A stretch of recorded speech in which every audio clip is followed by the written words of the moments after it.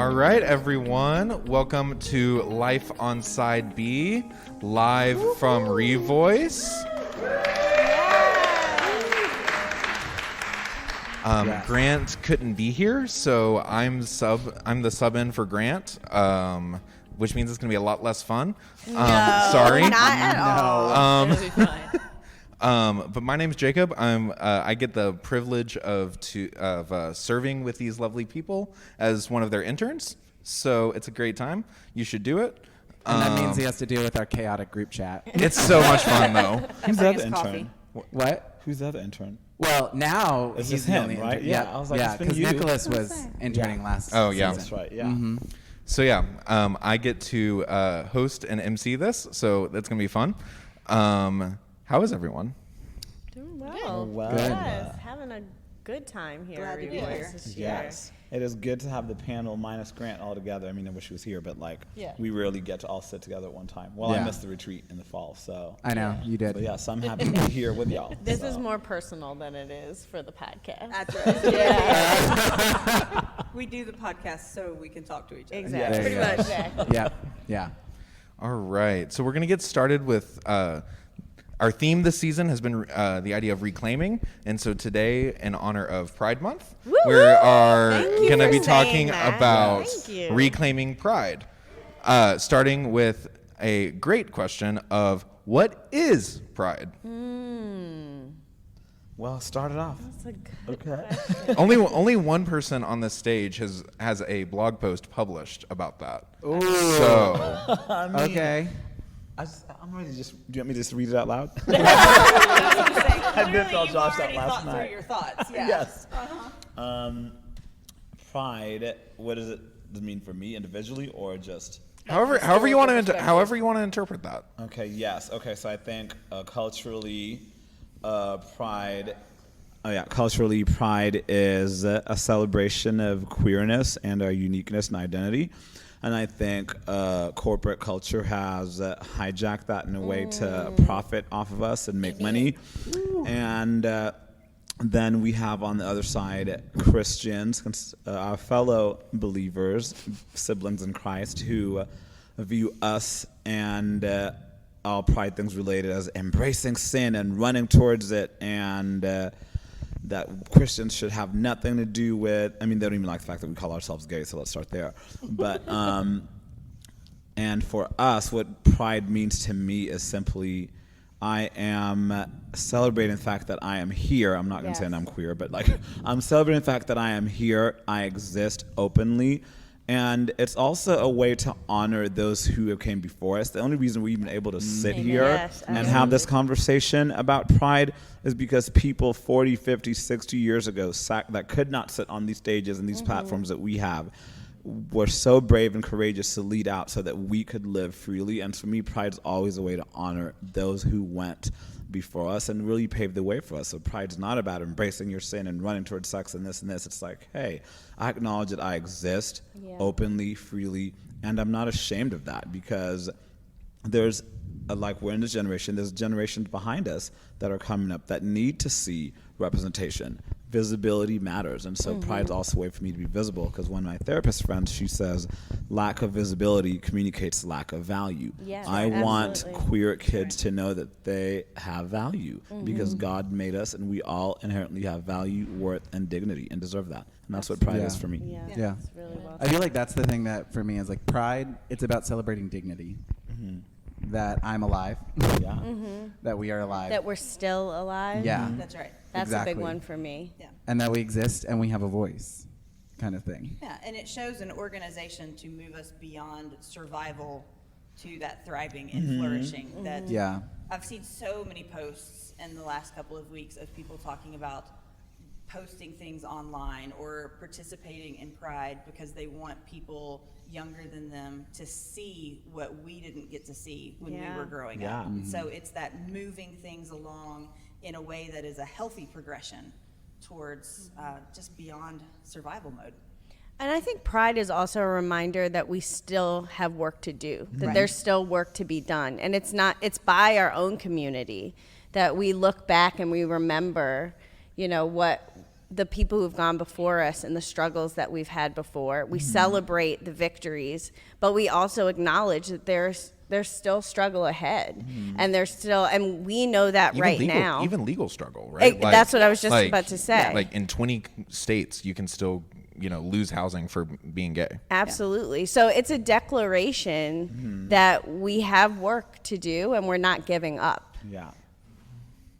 I think also like remembering that originally, because as we all say, the first Pride was a riot, but it was some people that were being bullied into hiding. Like, we don't want to know that you exist. Like, it wasn't even like a do what you want, but it was like, we don't want to see you. The fact that we're seeing you is a problem, and trying to push people into a corner, and they're like, finally you just get to that point. And I just imagine almost kind of like, to an extent, not to infantilize it, but saying like a child who's like, no, like, you're not going to push me into a corner. You're not going to make me hide. You're not going to tell me what I can and can't say, who I can and can't be. And us still today saying like, no, I'm not going to let the church, I'm not going to let people push me into a corner of telling me what I can and can't do. Not to be in a rebellious way, but that's not up to other people. It's how we are honest about ourselves. Yeah, that's good. And I think Pride is also, and this is something that's near and dear to me, but Pride is also an opportunity to be a part of the broader LGBTQ community, where for a lot of us, most of the year is, like you said, kind of trying to find our space in our home, within our churches, within our families, and then thank God for the Side B community. But Pride is this chance to be like, wow, this is bigger than me. Yeah. This is bigger than my own personal struggle. There is a whole community that embraces me, that I can embrace in some way, and that I can be a light and a piece of who Jesus is. Yeah. In that. And similarly, like, I remember, I think it was last weekend or maybe the weekend before, watching your Instagram stories and seeing Kaleidoscope out at Pride, and just Yeah, through that was different events or great. 3 or 4, whatever. It's like, yes, we are part of the larger LGBT community, not just the Christian small bubble that we exist in. Absolutely. And so just having our voices there and like coming alongside, like, at the end of the day, because like, look, whether you're a Christian that is gay or a non-believer that is gay, we're still fighting the same discriminations. Like, they don't care. Amen. Like, That's right. Gay is gay. Yeah. They don't And care. so to see us out in Kaleidoscope in solidarity with just the larger community, it was so refreshing and encouraging to you. see. So I'm so impressed by what Thank y'all you. do. And it feels good to be embraced by our larger community too. Because that hasn't always been the case. It hasn't always been the case, and I think sometimes we're afraid that we're not going to be Yeah. embraced until we get out there and we're like, oh, you love me too? Yeah. Okay, like, this is a good thing. Yeah. Well, and I think that is an aspect of this reclaiming of pride. Is there's a reclaiming of pride also from the fact that there have been non-Christian gay people and Side A gay people who have said that we don't have a place at Pride. Yes. And being able to say we do. Yes. There Unapologetically. is dignity here. Yes. And there have been people that have welcomed us in, but then also being able to reclaim that we have a place at the table. Yeah. And it's there, Yeah. And I think that because Pride's always been a bit of a touchy situation for me, because there's the history of how I celebrated Pride before becoming a Christian. And also realizing that Pride in a lot of non-Christian circles is a very drug-related, kind of very sexually infused context.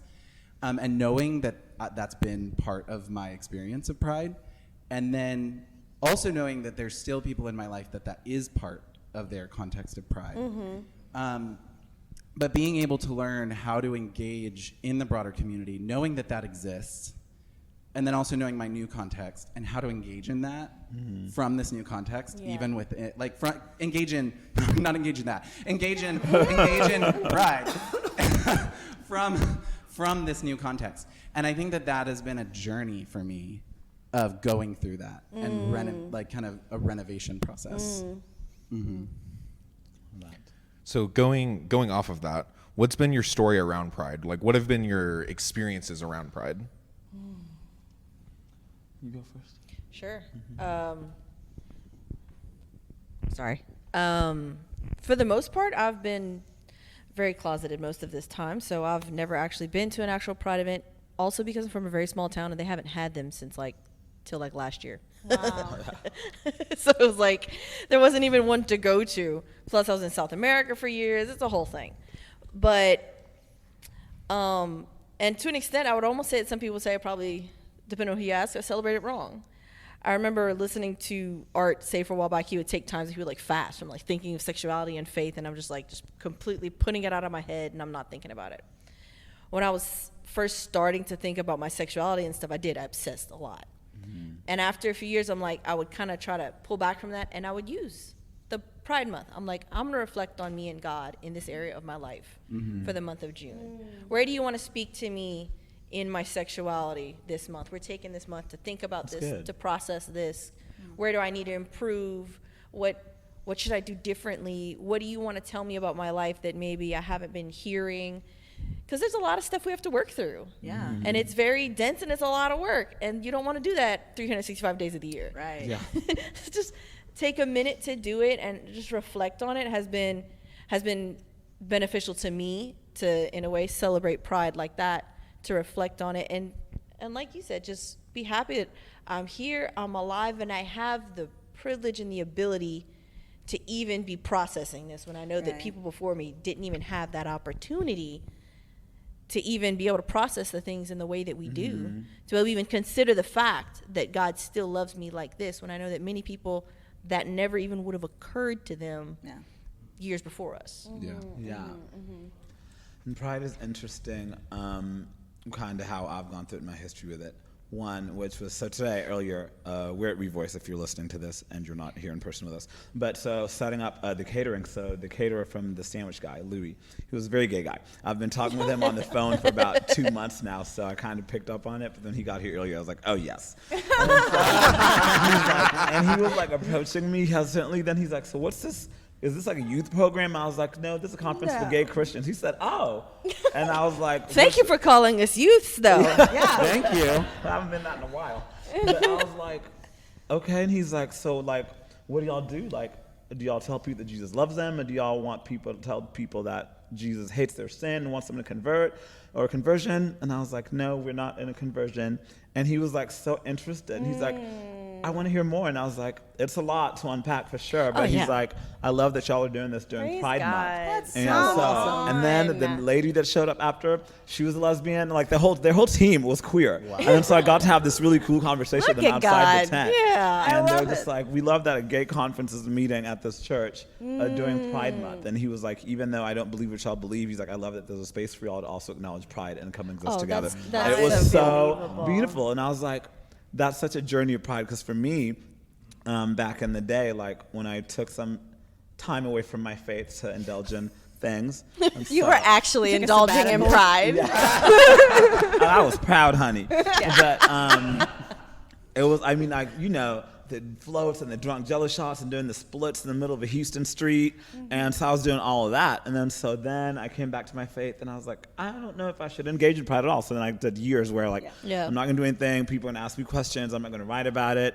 And then a couple years ago, I was like, you know what? Like, I've never been really ashamed of it in my adult life. I've never been ashamed of the fact that I'm gay. I was like, this is all for your perception, and Yeah. people are gonna think what they want about Absolutely. you anyway. So I'm like, Exactly. you know what? Yes. Yeah. I'm already gay. I might as well just be gay. Let's double down on this.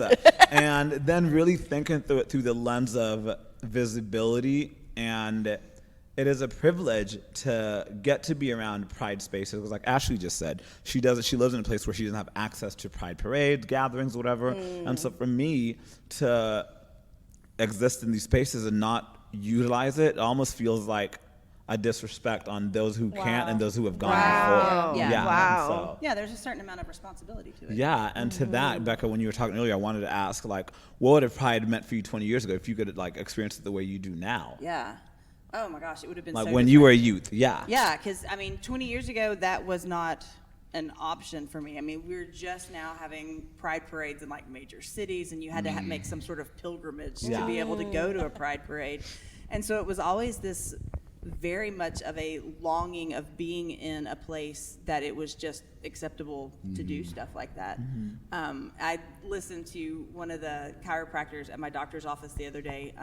She and her wife just got married in October, and she was just really casually talking about like names for kids and how everyone in her family, their names started with an E, and she was mad because her sister started having kids first and she was afraid they were going to take all the E names, and she was just talking about having kids like that was just going to be a given for them. Like, we got married, we're having kids, and it was strange just because at the time, 20 years ago, when I was in a relationship with a woman and that was something that we were talking about, marriage wasn't even something we could have imagined. There was no having kids. I mean, that was not. And so that, just to be able to hear someone in a conversation talking about how their life is just going to be like everybody else's is a really interesting way to kind of start Pride for me this year. But yeah, so now, being able to go and to participating as a 43-year-old with 2 kids is definitely different than it would have been when I was 23.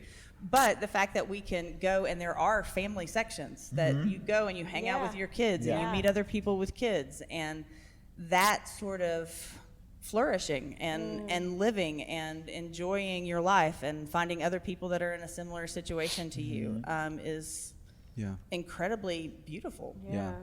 Building on that, I've been having a recent journey emotionally related to kind of this thing. So, Christian and I live with then a 21-year-old, gay Christian, who, the gay-bee. No. 22. It's 22. Oh, yeah, she turned 22 Forgot about recently.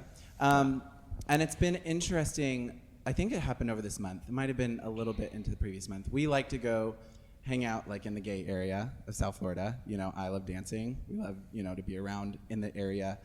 And being able to take to this place that I have a lot of history with from before being Christian, all this stuff, and now being able to go in a much more different context, and being able to take our roommate in a way of guiding and being like, hey, here's a really healthy way to like engage in this space in a safe way and keep you safe.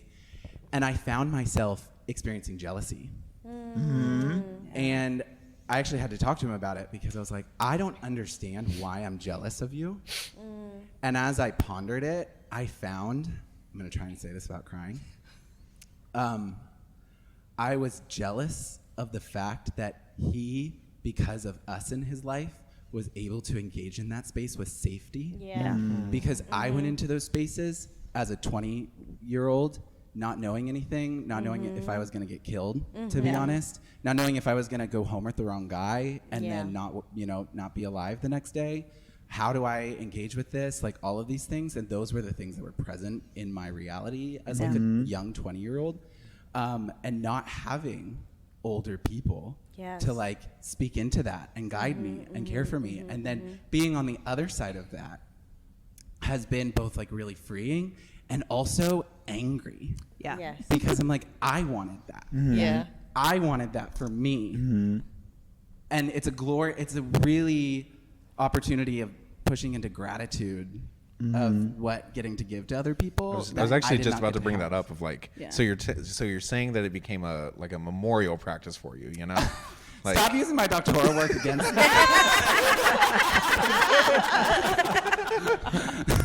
It did. It became this practice. And also for us to engage in it as a family, like the 3 of us, and talk through it, and me going to them both and being like, this is something I'm experiencing, and it's a lot. But yeah, it's also that understanding of what you see and what's there now and what wasn't there before. That's beautiful. But it's bringing that quote that's often said to, it's bringing it full circle. Be the person you needed when you were younger. Exactly. Absolutely. Yeah. Well, and I think, kind of coming off of that, for those of us who maybe haven't engaged in communal pride, or for straight folks who are very afraid of or threatened by the idea of pride, I think it really just takes taking that step and going out there and just, don't overwhelm yourself. Don't put yourself in harm's way. Don't tempt yourself, but just experience it and go out there and ask God, what is it that you want to show me, tell me, just be with me during this, because I think that there's so much fear around it. Like, ooh, but what if I do this, or what if I do that, or what if I see too many boobs, or whatever. Like, and you will see too many boobs, and then you're going to be like, and it's fine, and I'm Nobody moving has a on. problem with that at Mardi Gras. And we're, so- exactly. That part. Very good point. It's true. So I just think there should be a level of destigmatizing it as well, because the more that we make it this foreign, scary thing, one, the less opportunities we have to interact with a people group that needs Jesus and is in some way can teach us something about Jesus, but also the more we continue this culture war of like making it us against them. Yeah, and just having the opportunity to speak into how we aren't doing anything different than the rest of the culture. It's just with a topic that they are grossly uncomfortable with. Yes. Like, we go into the Walmart that's closest to my house in Tennessee, and there is a Pride display, which is new and kind of revolutionary for a Walmart. In Tennessee. But next to it is an almost identical cardboard retail display with the July 4th stuff.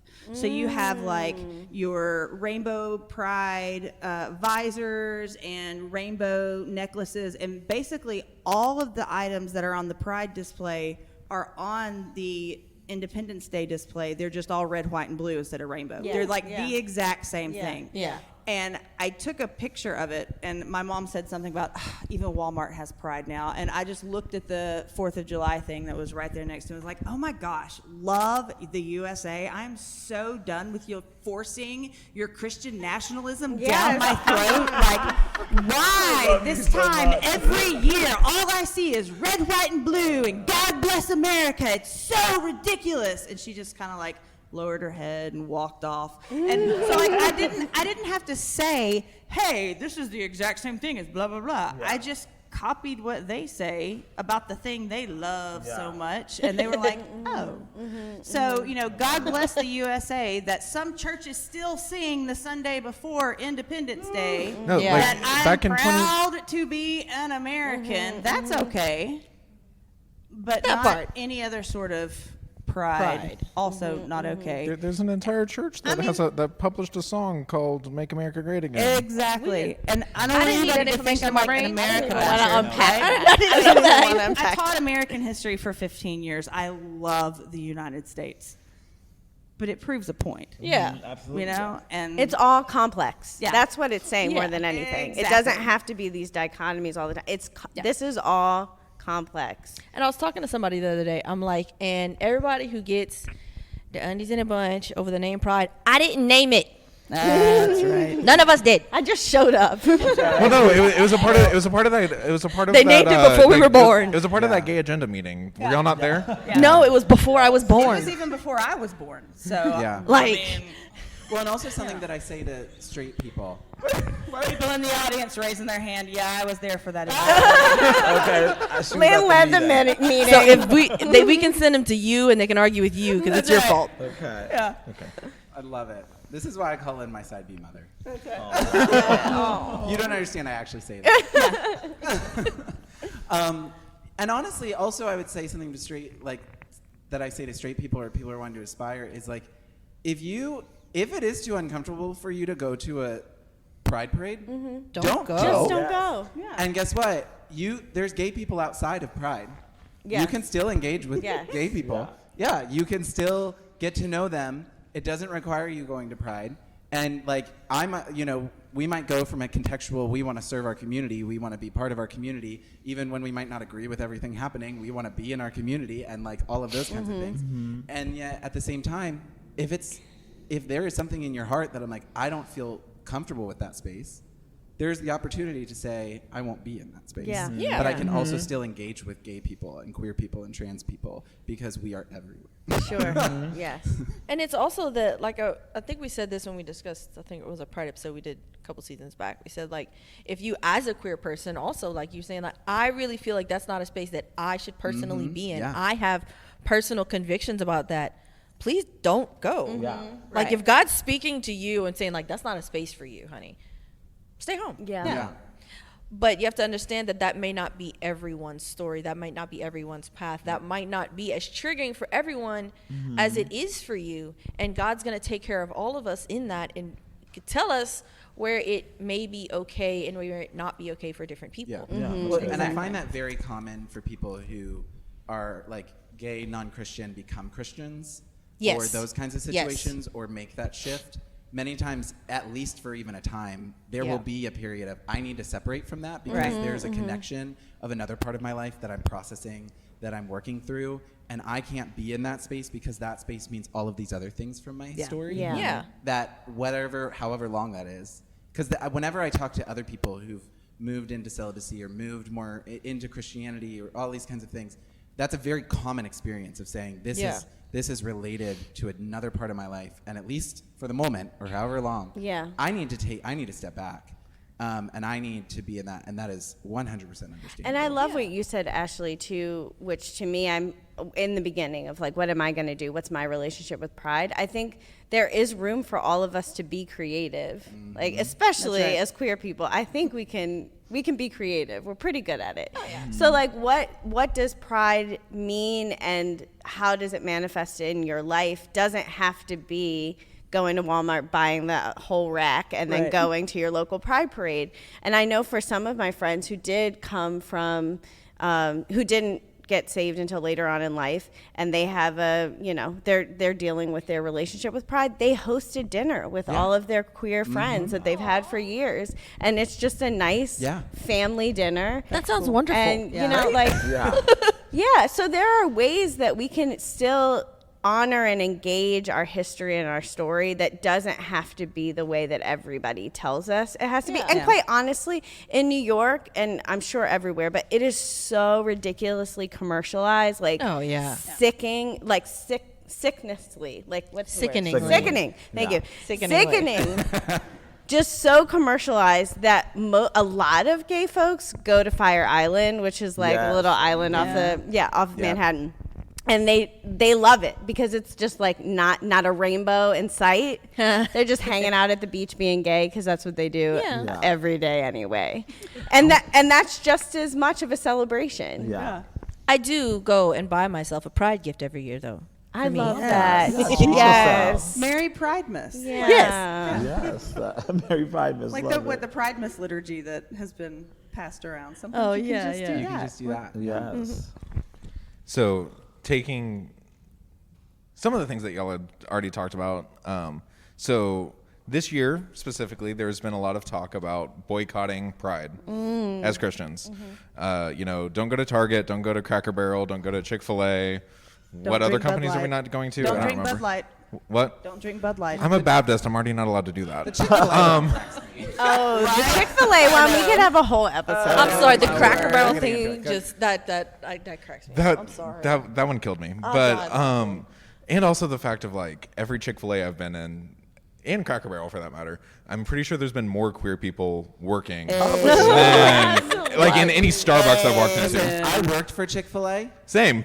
And at all 3 locations I worked in, almost every single man was gay. Yes. I had gay managers at Chick-fil-A. It was great. Yeah. It's reality. I feel like it's a prereq. Hospitality. Oh my gosh. But anyway, so how do these like Christian boycotts hit you as both a Christian and as a queer person? Childish. Yeah, I can't roll my eyes hard enough. I really can't. Ridiculous. I'm just like first of all, I wasn't going to Cracker Barrel no way. So I'm just like, I know. Like really? I was like, I can't eat a single thing. And then 2, like, because I went off about this last year. Whenever these Christians just drive me crazy. Whenever they were like, oh my gosh, Disney had a queer character in Lightyear or whatever. Oh yeah, the moms. And it's corrupting family and this and this. They've had 15 first queer characters. Yeah, exactly. Like, They can't math. Like, and this is like my call to all Christians in general, gay, straight, whatever.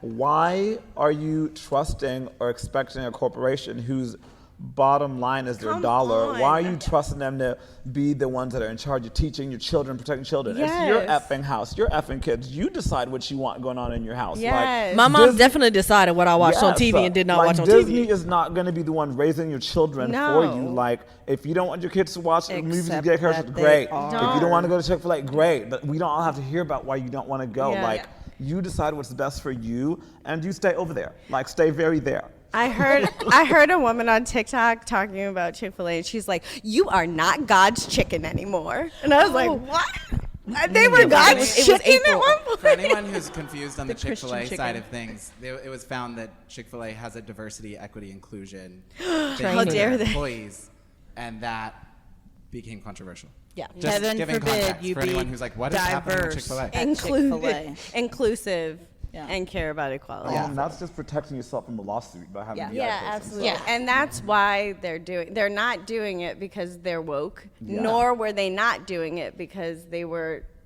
nothing but a Christian Yeah. Christian. They were a business. They are a business. And that's Yeah. okay. They Yeah. can be a Yeah, business. exactly. They can be a business, and like you're saying, like the light year thing.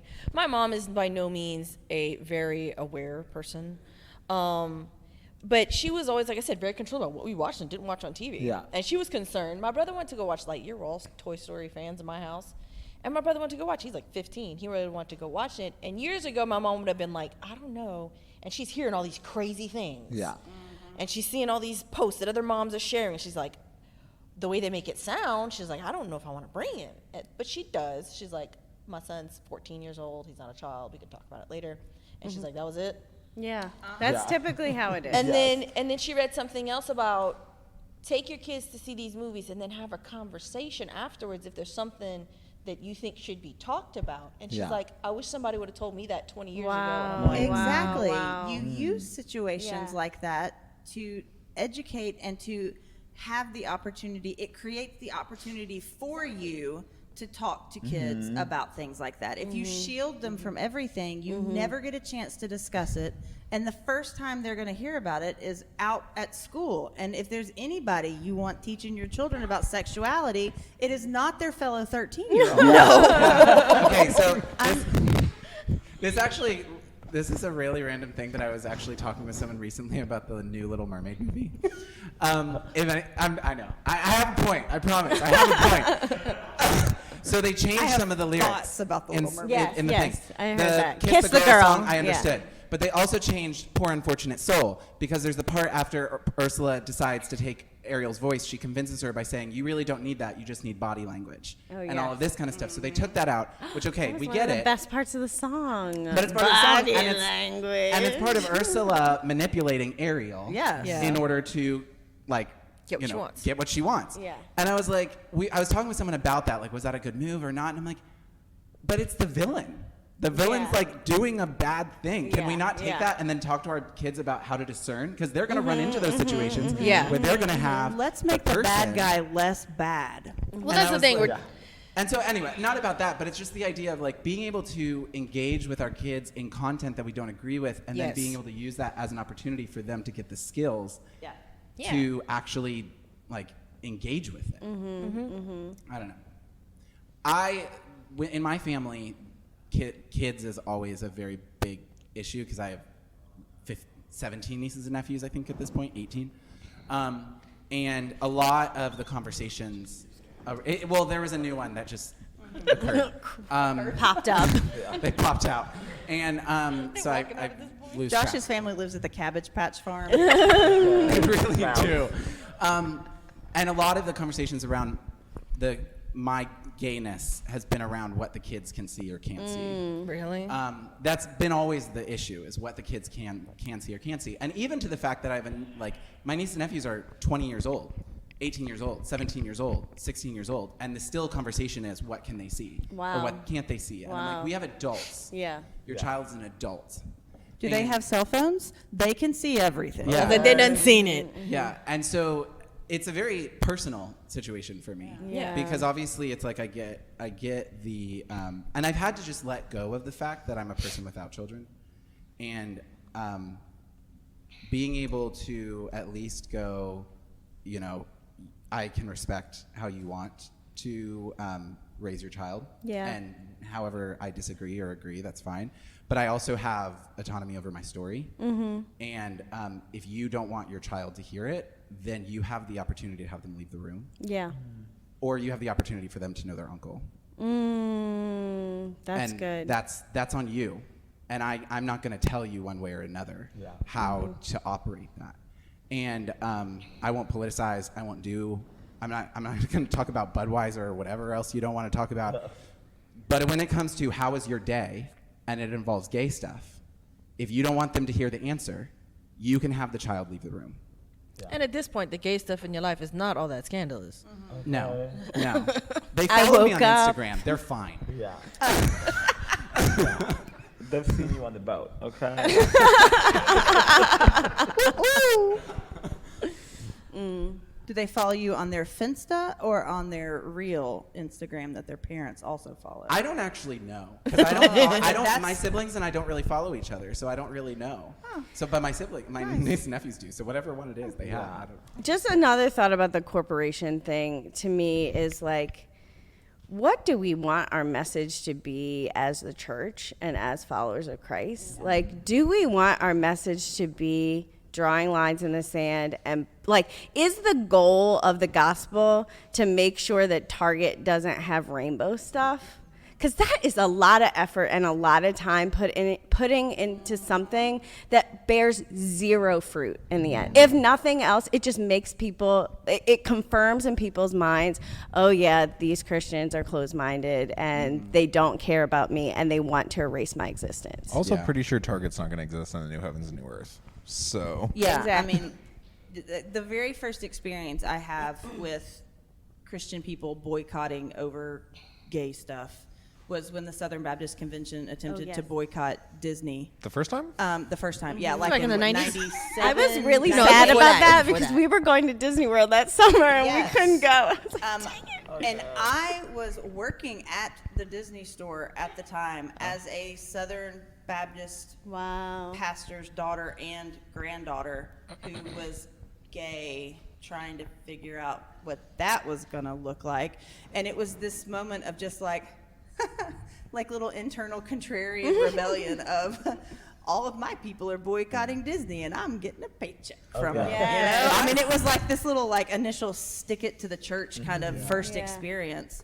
And it's only become just more absurd from there. I mean, people know what we are against. That's all they And know. the church has lost what people don't know what we are for. Absolutely. Yeah. Absolutely. Yeah, I was just getting- don't understand boycotting. Even No. like the gay boycotting of Chick-fil-A. Yeah. I was like, it's not going to change anything. Yeah. Yeah. It, like within like when we expect like capital organizations, as you were talking about, to be morals and to be the standards of our morals. Like obviously there's things that we need to stand up on, all of this stuff. But like I've never seen. There are situations where boycotts work, again, and I'm not saying that they don't. But then sometimes I feel like they can become very trivial in all contexts. well, and back to your point about like people know more about what we're against. I was getting my haircut last year on the day that my city's Pride event was happening, and I was talking to my barber about it, and she said that she didn't want to go because she didn't want to encounter the Christians there that would be protesting. Wow. And I'm sitting there getting my haircut, being like, okay, this is all the feelings.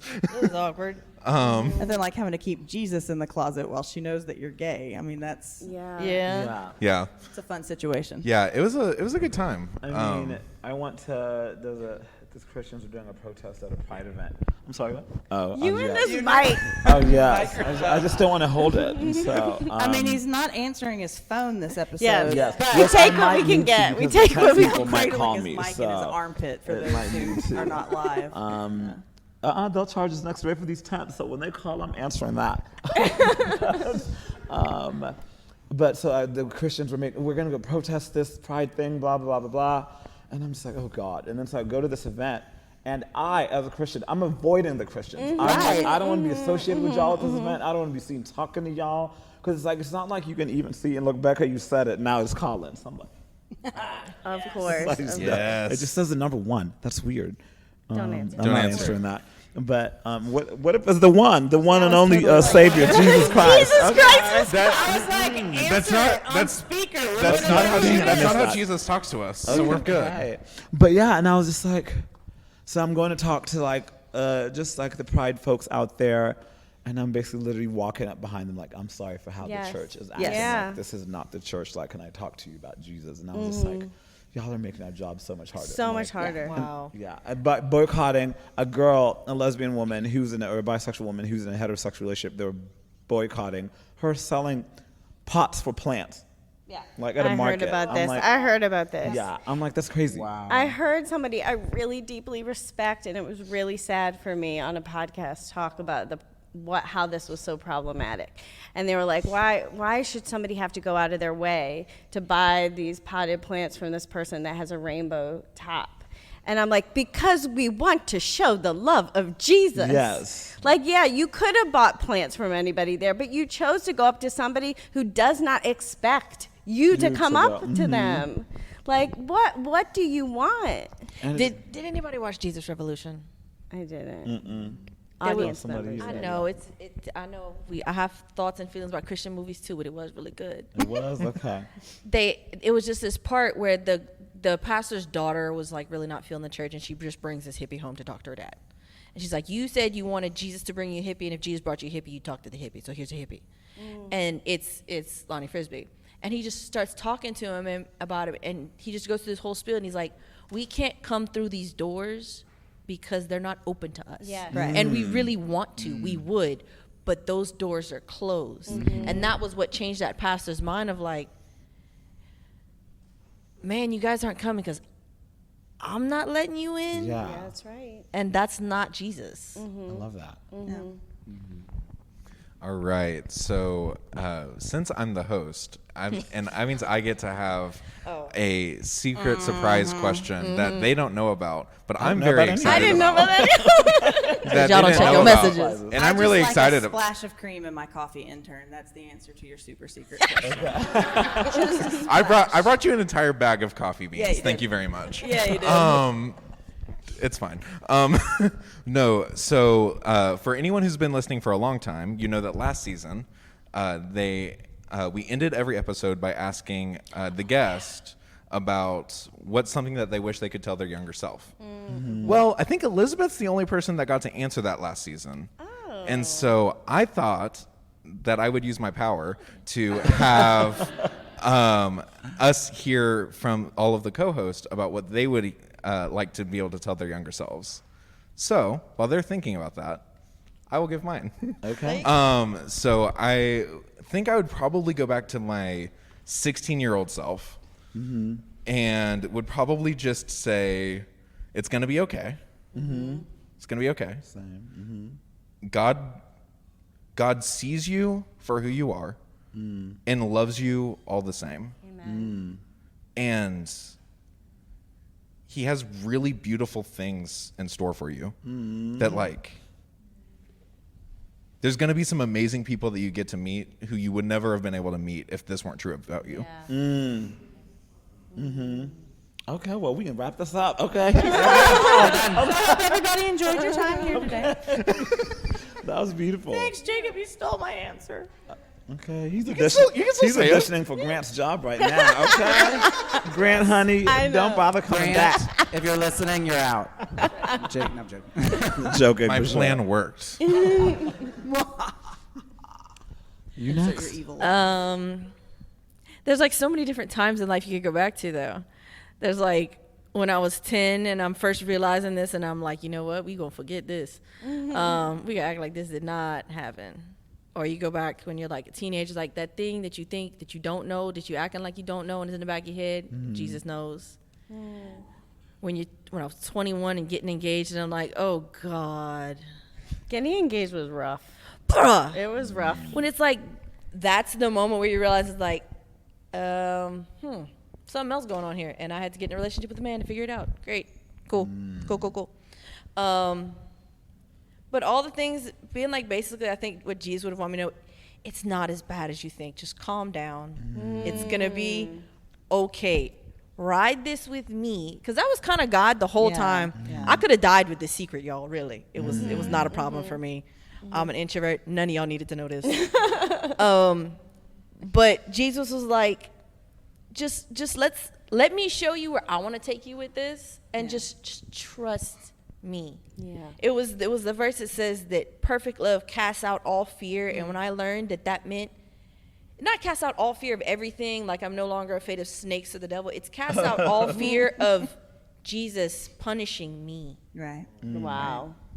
And so it's like, you don't have to be afraid of me, Yes. because I already know. Yeah. Yeah. It's beautiful. So you can admit it, because I already know it's going to be okay. Just Yeah. trust me, it's not as bad as everyone made you think it is. And that was a big fear for me. I thought, I can't admit this because then it's real. And God was very much, this is already real and you need to deal with it. And I wish someone else would have told me that. Yeah. I could have heard it from someone, anyone. I love that. Okay, girl. Okay, Jesus already knows. Yeah, that one stuck with me. When you fight back tears, you know it's the truth. Okay. He didn't know it. Okay. he wants to journey with us with that in mind. Like he knows that and still wants to journey with us. Like, it's so good. I have so. gonna No, say, do I've you have a written blog something a post while for back. this? I was gonna do, say, yeah. But I would say, one, it's going to be okay, but you're not alone. You don't have to hide. There's no shame in what you're experiencing. There's nothing you've done or will do that makes you unworthy. Because I think, I mean, there's a whole long other thing, but it's like, I never, like, younger me didn't wrestle with, like, does God love me or not? But it was just like, is this going to be something that other people are just going to have to accept and, like, okay, Henry, we don't like that about you, but, like, we're just going to love you anyways. Like, it felt like I would tell myself, you will have people love you unconditionally. Yes. I grew up with the expectation of conditional love, and even my adult self now at 33, unconditional love is still something that surprises me when I receive it, and I receive it often. I mean, like, at this conference, us as a team, as its friends, and family members, but, like, it's something that I've had to get used to in my adult life. If I could go back and tell myself, especially in the home I grew up in, whatnot, it's like, love, the unconditional love that Jesus offers you, he will bring other people in your life that will offer you that too. Amen. Yeah, that's what I would say. Yeah. I think I would go back to myself as a late teenager. Was wrestling with this and was terrified and didn't tell anyone because I just assumed it was going to be automatic rejection. And my dad was going to lose his job. I mean, there was all this pressure that I put on myself because of this huge secret that I was carrying. But I also had this undeniable call to ministry, and that I knew that Jesus wanted me to serve him. And I think that I would go back and tell myself that it doesn't disqualify you. Like, Jesus is going Say to that again. that this doesn't disqualify you. That I assumed, and there were a lot of choices I made to almost self-sabotage so that it wasn't going to be something that I could do. I was going to make myself unusable because, of course, Jesus couldn't use me if I was gay. And I would tell myself, he is going to use you because of this, not in spite of it. Yes. Yes. Come on, executive director. Yeah, Yes. that's the biggest thing that I think if I could go back to my younger self and say it's going to be because of this, not in spite Not of in it. spite So of it. quit trying to hide it and quit trying to self-sabotage. Just let it be. I love that. Amen. No, I think I did a great job. You did a great first job. time around. I don't want to cry today. Well, so. I want to hear it. I want to hear it. You gotta go You back gotta and go listen to the back. episode. Okay, I will. Okay. I think that was like season 3, beginning of it. Anyway. I think it was Yeah, the intro. episode 0. It was Was I think episode 0. that Meet the new Meet co-host. Elizabeth. Anyway, or no, it's season 4. Anyway, the moment that's coming up for me, kind of connected to the story I was telling before, is when I was 19 years old, and I decided to go to the gay clubs for the first time ever. I didn't understand the difference between bars, clubs, and strip clubs, so I accidentally went to a strip club thinking it was a bar. Really bad experience. And then I ended up finding an actual club, and then going home with a guy and just had a really, really, really bad night. And the message that's coming up for me is you will be found. You will have family. That there will be people. And that God's already present. I think I've had to do a lot of work, prayer work since then, of actually going back to that time and finding God's presence in that moment, and God crying over me in that moment for me. Has been a journey. But yeah, you will be found. You will have family. God is already present. I love that. It's unbelievable. Gosh, that's so good. And people are out here wasting their time protesting Chick-fil-A. Right? Right? Like, and this is what's happening in our lives. Eat the chicken and love people. Yes. You know? I think like even Jonathan Merritt has like a, sorry, maybe I shouldn't name drop. I don't know. Like I think he has like an article where he was just like, it's just a dang good chicken sandwich. Yeah. Yeah. And honestly, no one cares about your culinary opinions in Yeah. the first place. Yeah. Thank you, Josh. Yeah, Thank you. thank That you. was really good. Okay, that question went a lot better than I was anticipating. I was. We love it. You're a great host. I'm out of a job. Yes. Welcome. He'll just start his own podcast where he'll play Do all it. of our roles. God, no. No, I almost have a master's degree. I'm a white I was about guy to say, he's got almost with a goals. master's You're degree. so close. I know. I I'm can't, jealous. I can't have a podcast and that. Like that's so It's much. too much. You It's know just what? too much. I don't need all the stereotypes. You should do an episode where like we ask you questions and you answer from each of our perspectives. Like this is what Becca would say. That's that. Okay, as an Enneagram scared. 9 though, that sounds amazing. We should do that. How would each of us respond to this Yeah. question? And he That just does the whole thing by himself. He's like, now Grant, and then you answer as Grant, and then you call on Becca as yourself, and you answer as Becca. This would be And great. they're like, hold on, I got a phone call. I'm hanging up. One time. And you ain't never gonna forget it. Oh my gosh. This is like Christmas morning for Jacob. I think that's it. Wow. Right. Thank you, everyone. Thank you. Thank you. Great time.